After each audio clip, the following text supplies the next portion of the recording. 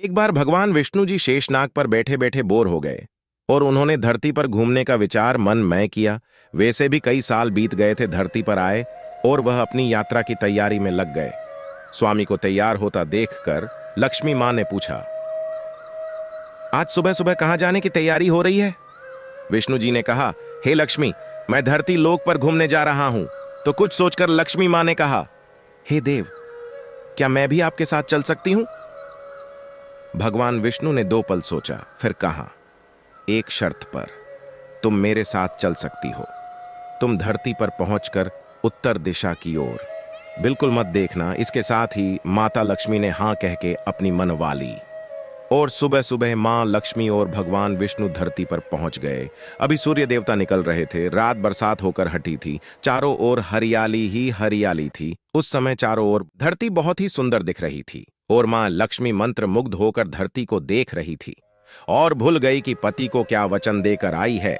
और चारों ओर देखती हुई कब उत्तर दिशा की ओर देखने लगी पता ही नहीं चला। उत्तर दिशा में मां लक्ष्मी को एक बहुत ही सुंदर बगीचा नजर आया और उस तरफ से भीनी भीनी खुशबू आ रही थी और बहुत ही सुंदर सुंदर फूल खिले थे। यह एक फूलों का खेत था और मां लक्ष्मी बिना सोचे समझे उस खेत में गई और एक सुंदर सा फूल तोड़ लाई।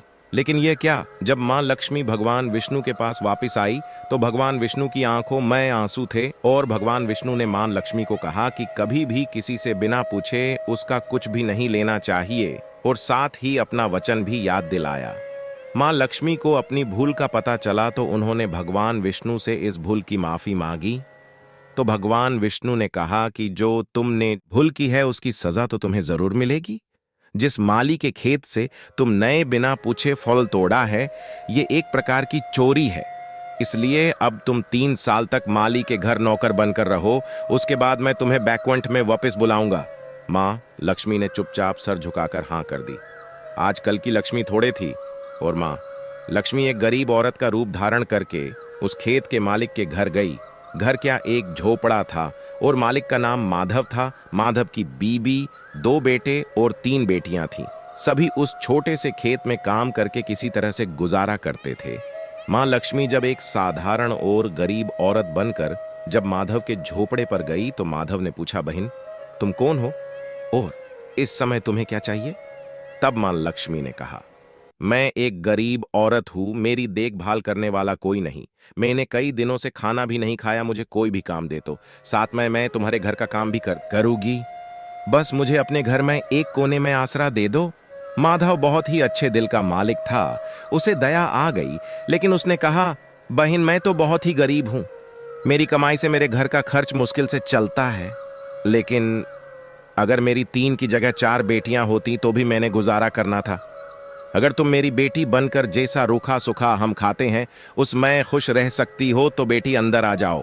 माधव ने मां लक्ष्मी को अपने झोपड़े में शरण दे दी और मां लक्ष्मी 3 साल उस माधव के घर पर नौकरानी बनकर रही। जिस दिन मां लक्ष्मी माधव के घर आई थी उससे दूसरे दिन ही माधव को इतनी आमदनी हुई फलों से कि शाम को एक गाय खरीद ली। फिर धीरे धीरे माधव ने काफी जमीन खरीद ली और सबने अच्छे अच्छे कपड़े भी बनवा लिए और फिर एक बड़ा पक्का घर भी बनवा लिया। बेटियों और बीबी ने गहने भी बनवा लिए और अब मकान भी बहुत बड़ा बनवा लिया था। माधव हमेशा सोचता था कि मुझे यह सब इस महिला के आने के बाद मिला है। इस बेटी के रूप में मेरी किस्मत आ गई है मेरी। और अब 2-5 साल बीत गए थे, लेकिन मां लक्ष्मी अब भी घर में और खेत में काम करती थी। एक दिन माधव जब अपने खेतों से काम खत्म करके घर आया तो उसने अपने घर के सामने द्वार पर एक देवी स्वरूप गहनों से लदी एक औरत को देखा। ध्यान से देखकर पहचान गया, अरे यह तो मेरी मुंह बोली चौथी बेटी यानी वही औरत है। और पहचान गया कि यह तो मां लक्ष्मी है। अब तक माधव का पूरा परिवार बाहर आ गया था और सब हैरान होकर मां लक्ष्मी को देख रहे थे।